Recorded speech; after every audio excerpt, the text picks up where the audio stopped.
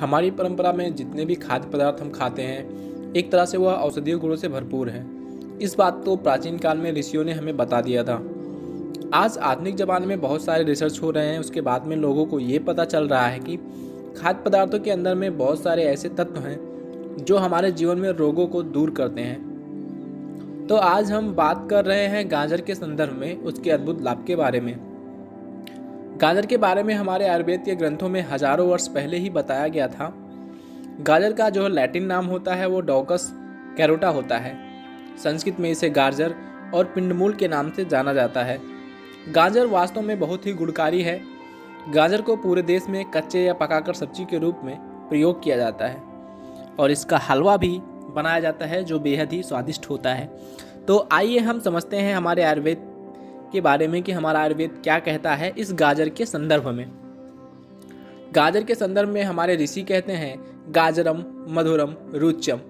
गाजर जो है वो मधुर होता है, रुचिकर होता है और स्वादिष्ट होता है।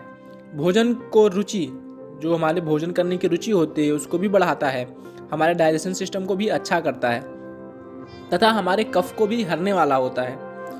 यह पेट के कीड़ों को भी खत्म करता है। यदि हम गाजर का जूस नियमित रूप से पीते हैं तो पेट के जो कीड़े हैं वो समाप्त होते हैं। इसलिए सीजन में हमें गाजर का सेवन अधिक से अधिक कर लेना चाहिए। हमारे पेट में जो एसिडिटी बनती है, जो गृहिणी रोग होता है, इन सब रोगों में आयुर्वेद शास्त्र में ये कहा गया है कि हम गाजर का सेवन कर सकते हैं। इससे हमें बहुत लाभ होता है।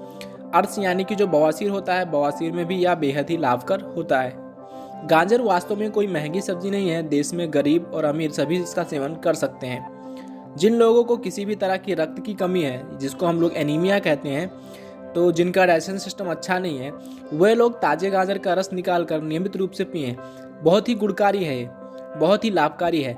इससे रक्त की वृद्धि होती है। दूसरी बात, जो गाजर का मुरब्बा है वो भी बेहद ही लाभकारी होता है।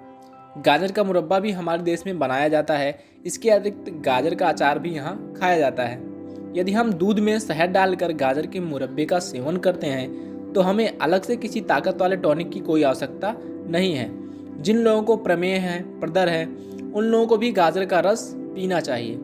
गाजर के रस में थोड़ा सा आंवला जूस डाल लें या तो तुलसी के पत्ते डाल लें या पुदीने के पत्ते को डालकर यदि हम इसका सेवन करते हैं तो ये और भी गुणकारी हो जाता है। किसी भी तरह की अगर कमजोरी है हमारे शरीर में तो हम गाजर का मुरब्बा बना करके उसका सेवन कर सकते हैं, जिससे हमारे शरीर में ताकत आएगी। गाजर के अचार का सेवन यदि कम मसाला डालकर किया जाए तो इससे भूख बढ़ती है तथा हमारा डाइजेशन सिस्टम अच्छी तरीके से काम करता है। परंतु अचार हमें अधिक मात्रा में कभी भी सेवन नहीं करना चाहिए। पीलिया के जो रोगी होते हैं उन्हें भी गाजर विशेषकर खिलाया जाना चाहिए ताकि जो है उनका पीलिया रोग दूर हो और जो रुधिर की कमी हो जाती है, रक्त की कमी हो जाती है, वो भी दूर हो जाए। दोस्तों, आयुर्वेद और स्वास्थ्य से संबंधित वीडियोस को देखने के लिए आप हमारे यूट्यूब चैनल को जरूर सब्सक्राइब करें। मिलते हैं अगले वीडियो में, तब तक के लिए नमस्कार दोस्तों।